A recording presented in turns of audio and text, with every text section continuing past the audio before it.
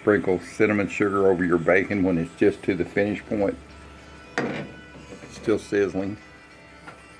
Take Dr. Bill's Candied maple syrup and drizzle over the top. Yeah, you want to treat yourself to a reward sometimes.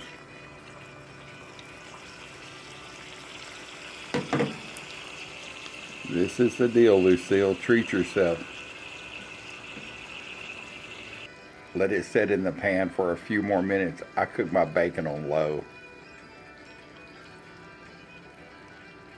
And you can see the sugar and the cinnamon and the syrups all mixing together.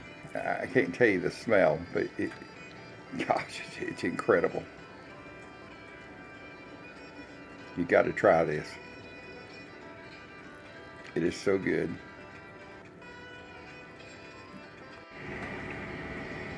This bacon could be broken in chunks and put on top of a salad.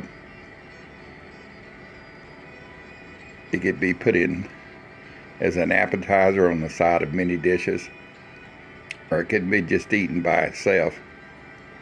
I'm going to have it with my sourdough cinnamon toast this morning. Thank you, Jenna, for the sourdough. Thank you, Bill, for the bacon.